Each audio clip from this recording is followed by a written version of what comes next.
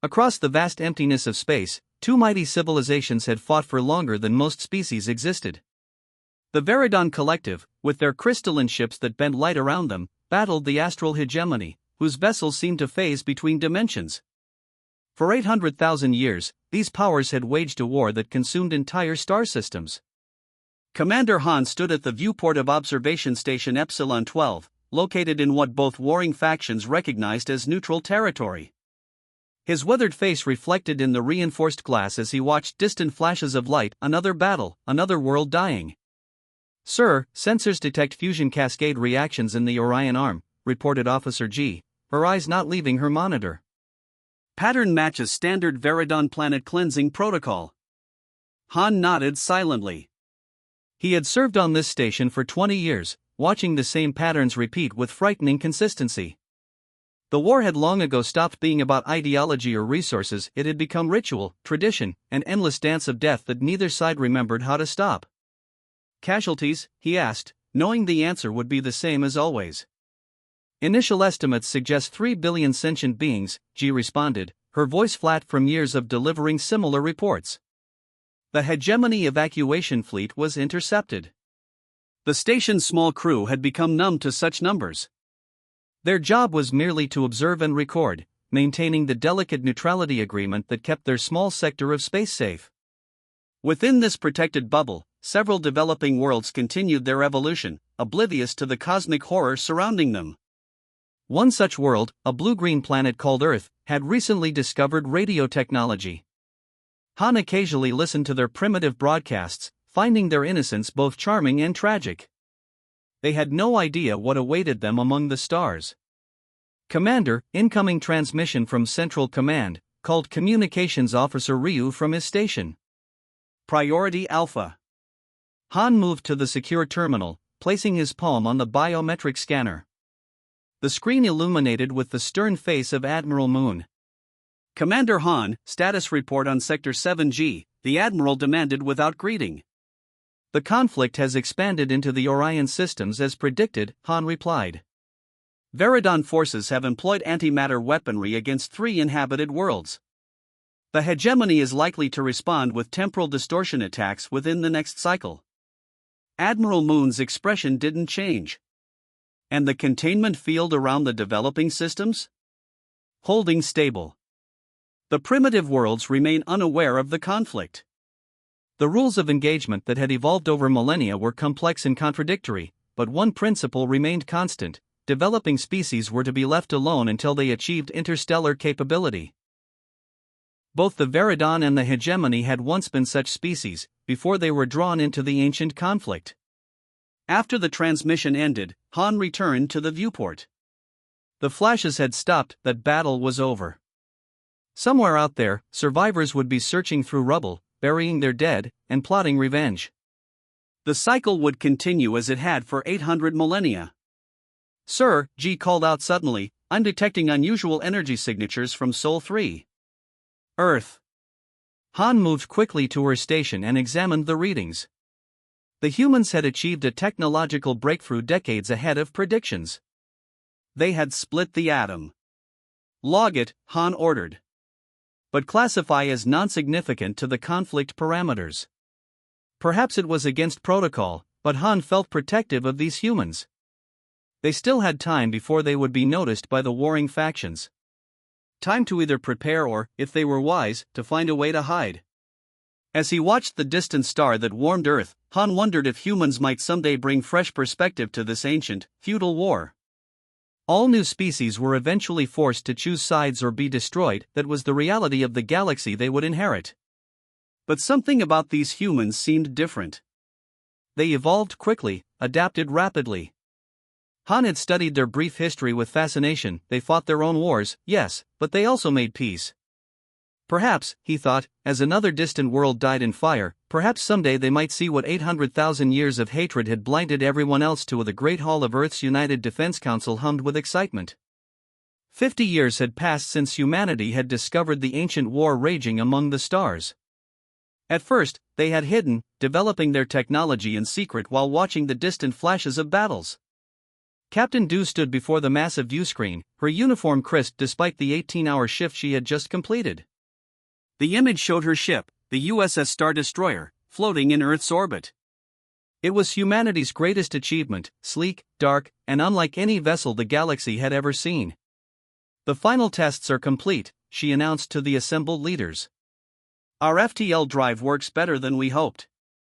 We traveled to the edge of the solar system and back in under 3 minutes. Admiral Yoon leaned forward. And the weapons systems? Captain Du's face showed pride. The quantum disruptors performed at 120% of projected capacity. They don't destroy ships, they simply stop them from working. This was humanity's advantage. While the Veridon and the Hegemony had spent hundreds of thousands of years perfecting ways to destroy each other, humans had taken a different path. The Star Destroyer was built not to kill, but to disable. What about the shield technology? Asked the council president. That's our greatest breakthrough, replied Engineer Nam, stepping forward. His eyes were red from lack of sleep, but his voice was strong. We've created something the aliens haven't thought of in 800,000 years of war, a defensive system that adapts to any attack. The more they hit us, the stronger our shields become. The room fell silent as everyone considered what this meant. Humanity had prepared for this moment since the day the first alien refugee ship had crashed on Mars, carrying survivors who told stories of an endless war. Captain Du remembered that day clearly. She had been a young lieutenant then, part of the first team to make contact. The aliens, thin, tall beings with skin like polished copper, had been shocked to find humans untouched by the conflict. You must choose a side, the alien leader had told them. That is the way of the galaxy. But humans had chosen neither side. Instead, they studied both, learning from stolen technology and captured data. They built the Star Destroyer using principles that neither the Veridon nor the Hegemony had considered, human principles. Creativity. Adaptation. Peace through strength. The ship is ready, Captain Du said firmly. My crew is ready. We should move now, before either side realizes what we've built. The council voted unanimously. Operation Peacemaker would begin immediately. 3 days later, Captain Du stood on the bridge of the USS Stardestroyer as it prepared for its first true mission. Around her, the best minds Earth had to offer worked at their stations. Lieutenant Shin monitored weapons, Officer Nam managed the experimental engines, and Navigator Su plotted their course to the Callisto Nebula, site of the next major battle between the warring aliens. All systems green, reported Officer Nam. FTL drive charged and ready. Captain Du took a deep breath. This mission would either save countless lives or end human independence forever. If they failed, Earth would become just another casualty in the ancient war. Send the message to Earth, she ordered Communications Officer Beck. Operation Peacemaker has begun. The stars outside the viewscreen stretched into lines as the Star Destroyer entered FTL speed. The sensation was strange, a slight pressure, a feeling of movement without moving. Then, suddenly, they were there. The Callisto Nebula spread before them, a vast cloud of purple and blue gases. And within it, the gathered fleets of both alien powers, hundreds of ships, preparing for battle. They haven't detected us, whispered Lieutenant Shin. Our stealth systems are working. Captain Du nodded, studying the tactical display. The alien ships followed patterns established thousands of years ago, predictable, rigid, unchanging. They had forgotten how to think outside their ancient strategies. Humanity doesn't have that problem, she said quietly. We've been fighting and making peace for our entire history. We understand both. She stood and straightened her uniform. Around her, the crew watched with confidence and trust. Take us in, she ordered. Let's show the galaxy what humans can do. The Star Destroyer moved silently into position between the gathered fleets, waiting for the ancient enemies to begin their ritual of destruction. This time, however, something new waited in the darkness between them. The war room of the USS Stardestroyer hummed with tension as Captain Du walked around the large holographic display. It showed both alien fleets in perfect detail, hundreds of ships positioned according to battle formations that hadn't changed in millennia. Look at them, she said, pointing to the crystal-like Veridon vessels. They always place their command ships here, at the center of a defensive ring. And the hegemony always attacks from multiple vectors, trying to break that ring. Officer Nam nodded. They've been using the same strategies for so long they can't imagine anything else. Captain Du smiled. That's our advantage. The senior staff gathered closer as she outlined her plan. Lieutenant Shin managed weapons, Navigator Su handled flight paths, Officer Beck monitored communications, and Science Officer Gil analyzed alien technology. Each had been chosen not just for skill, but for their ability to think in ways the aliens couldn't predict. Our ship can do things they believe impossible, Captain Du explained. They think no vessel can enter a gravity well at FTL speeds. They think no shield can adapt to both their weapon types simultaneously. They're wrong. She zoomed the display to show a particular point between the fleets. We'll position ourselves here. When both sides begin firing, we'll activate our disruption field. Their weapons will fail. Their engines will stop. And then we talk. Lieutenant Shin looked worried. Captain, if they don't listen? They'll listen, she replied firmly. Because we'll demonstrate what happens if they don't. The plan was risky. The Star Destroyer would place itself between two forces that had spent 800,000 years perfecting ways to kill each other. If anything went wrong, Earth's greatest ship would become space dust in seconds. There's something else, said Science Officer Gil quietly. The young officer had spent months studying captured alien data. I've discovered why they keep fighting. Both sides believe they're following religious prophecies. Their leaders tell them the war must continue until the other side is completely destroyed. Captain Du frowned. That complicates things. Not necessarily, responded Officer Beck. Prophecies can be reinterpreted. What if we present ourselves as the fulfillment of their prophecies? The idea was brilliant in its simplicity. The humans had studied both alien cultures deeply. With minor adjustments, the Star Destroyer could be presented as the prophesied end of the war that both sides had been waiting for. We'll need to broadcast on their sacred frequencies, Officer Beck continued. Using their ancient languages, not the modern versions. That will get their attention. As the senior staff finalized details, Captain Du walked to the viewport. The nebula outside was beautiful swirls of purple gas illuminated by distant stars. It was hard to believe such beauty would soon become another battlefield unless they succeeded. She thought about Earth, about the responsibility on her shoulders. Humanity had always excelled at finding new solutions to old problems. Now they needed to solve the oldest problem in the galaxy. 12 hours until the fleets engage, announced Navigator Su. We should move into position. The Star Destroyer slipped silently between the gathered armadas, its revolutionary stealth technology making it invisible to alien sensors. They positioned themselves at the exact point Captain Du had identified, a place where the physics of the nebula would amplify their disruption field. Final systems check, ordered Captain Du, returning to her command chair. One by one, the officers reported their stations ready. The ship hummed with power as its experimental systems charged to full capacity. Captain, said Officer Gil suddenly. I'm detecting communication between the fleets. This isn't normal. They never negotiate. Captain Du moved quickly to the communications station. The translated message appeared on screen, unknown vessel detected. Temporary truce to eliminate intruder. For the first time in 800,000 years, the Veridon and Hegemony had found something they agreed on: the human ship had to be destroyed.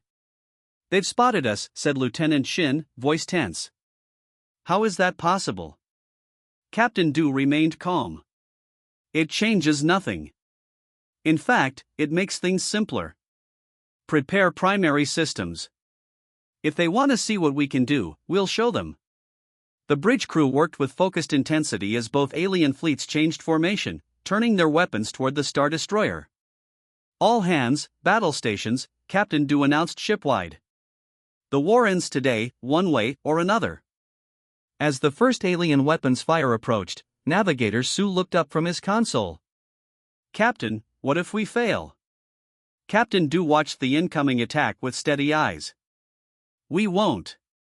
Humanity has something these aliens lost long ago: hope. The first shots fired by both alien fleets streaked toward the USS Stardestroyer, energy weapons designed to vaporize planets. The bridge crew watched calmly as the deadly beams approached their seemingly fragile vessel. Impact in 3 seconds, announced Lieutenant Shin. Captain Du nodded. Activate adaptive shields. The ship shuddered slightly as the alien weapons struck. On the view screen, the energy beams appeared to be absorbed by the Star Destroyer's hull, spreading across it like water. Shields holding at 97%, reported Officer Nam with a hint of pride. The energy signature has been analyzed and added to our adaptation matrix. Captain Du checked the mission clock. The operation had officially begun. They had 50 minutes to end a war that had lasted for 800,000 years. Begin Phase 1, she ordered. Navigator Su's hands flew across his console, and the Star Destroyer responded instantly. The ship moved in ways the aliens had never seen, accelerating to near-light speed then stopping instantly, jumping between gravity wells that should have trapped it forever, appearing in places no ship could possibly reach.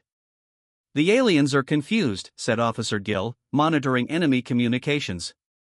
Their tactical systems can't track our movements. At precisely 2 minutes into the operation, Captain Du gave the next command. Deploy primary disruptors. From the Star Destroyer's hull emerged dozens of small, spherical devices. They shot toward key ships in both fleets, attaching to their hulls and pulsing with blue light. Disruptors active, confirmed Lieutenant Shin. Targeting their flagship weapons systems first. The effect was immediate. Across both fleets, weapons powered down. Engines sputtered and died. The most powerful warships in the galaxy became dead metal, floating helplessly in space. The alien response was predictable. Secondary vessels moved to attack positions, launching fighters and energy torpedoes at the human ship. Phase 2, ordered Captain Du calmly. Navigator Su executed a maneuver that defied physics as the aliens understood it.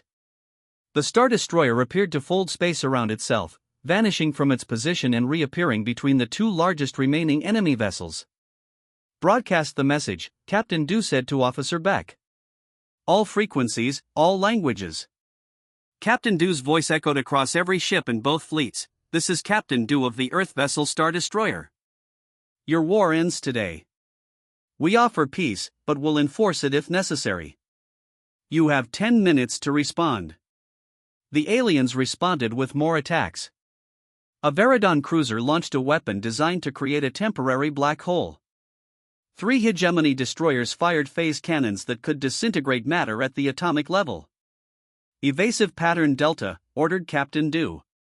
The Star Destroyer danced between the incoming fire, its movements impossible according to the laws of physics as the aliens understood them.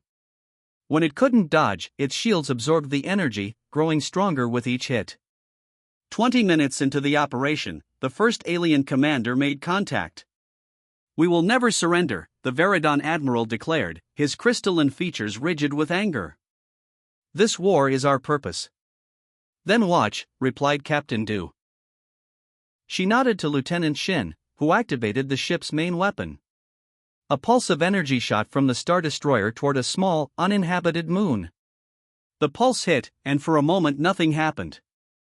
Then, the moon's surface began to change. Plants grew. Water formed. In minutes, a dead rock had become a living world. We can create life as easily as you destroy it, Captain Du told the stunned alien. Is destruction still your only purpose? 30 minutes into the operation, the hegemony launched their desperate gambit. 100 suicide ships accelerated toward the Star Destroyer, each carrying enough antimatter to destroy a planet. Navigator Su looked to Captain Du, alarm clear on his face. There are too many to dodge. We don't dodge, she replied. Activate the gravity lens. The space around the Star Destroyer seemed to bend.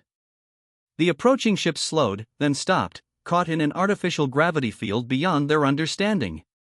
Slowly, they were pulled into a perfect formation, disarmed by the Star Destroyer's disruptors. 40 minutes in, both alien fleets had ceased fire. Their most powerful weapons had failed. Their most advanced ships were disabled. And still, the small human vessel remained untouched. "Final phase," ordered Captain Du. The Star Destroyer's hull began to glow with energy collected from the aliens' own weapons. This energy formed a sphere around the ship, expanding outward until it engulfed both fleets. Within this sphere, for the first time in 800,000 years, the weapons of war fell silent. The only sound transmitted across all ships was Captain Du's voice. 49 minutes. That's how long it took us to end your eternal war. Now, we talk peace. The great conference room aboard the USS Stardestroyer was silent as alien leaders sat across from each other for the first time in recorded history.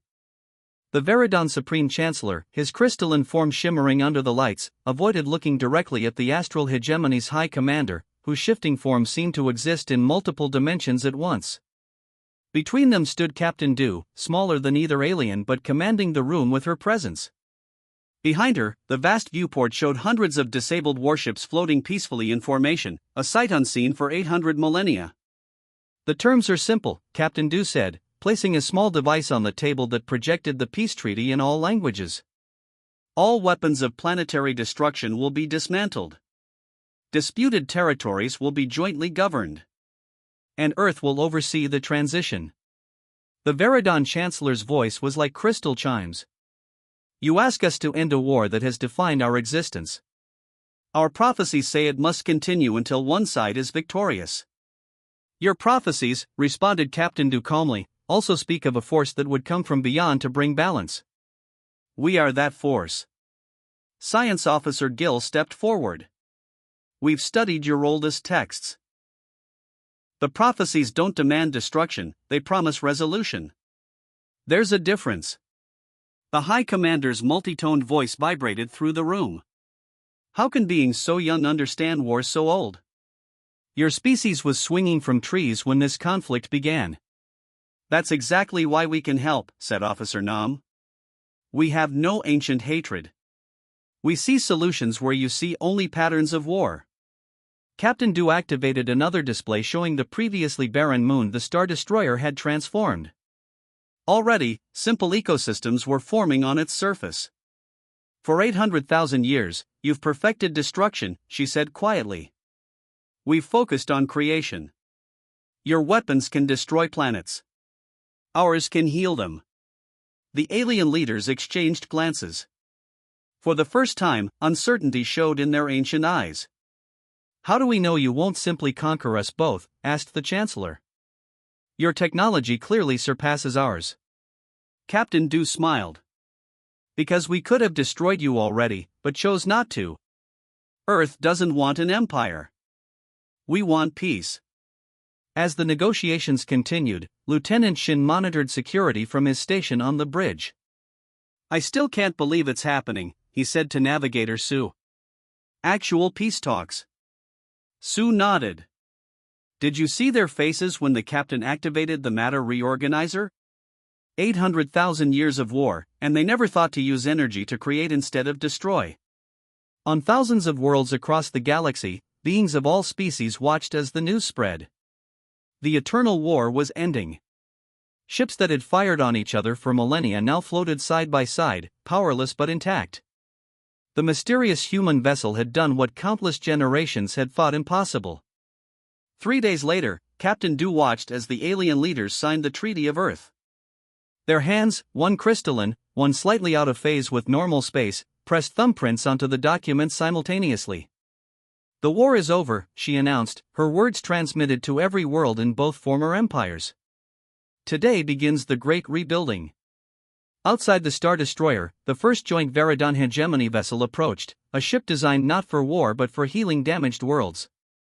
It had been constructed using human blueprints, built by former enemies working together. 6 months later, Captain Du stood on a new observation platform orbiting Earth. Admiral Yoon joined her, looking out at the alien ships now peacefully visiting the Sol system. "The Galactic Council meets next week," said the Admiral. "Both former empires have requested that Earth lead it." Captain Du nodded. "We should accept, but with caution. We're still young compared to them." "Young, but wise in ways they forgot, replied Yoon. They had become so locked in their patterns they couldn't see alternatives. Sometimes the simplest solutions require the freshest eyes. Across the galaxy, worlds that had known only war for 800,000 years were learning peace. Former enemies worked side by side to rebuild. The great warships were being converted to exploration vessels and terraformers. In her quarters that night, Captain Du wrote in her personal log, "It took humanity less than an hour to end a war that consumed countless lives over eons. Not because we're stronger or smarter, but because we refused to accept that some problems can't be solved. Perhaps that's humanity's greatest gift to the galaxy, not our technology, but our hope." As she finished writing, a message arrived from Earth's president. The USS Peacemaker, humanity's second interstellar vessel, was ready for launch. Its mission, to seek out other conflicts in the galaxy and bring the same hope that had ended the Great War. The age of destruction was over. The age of rebuilding had begun.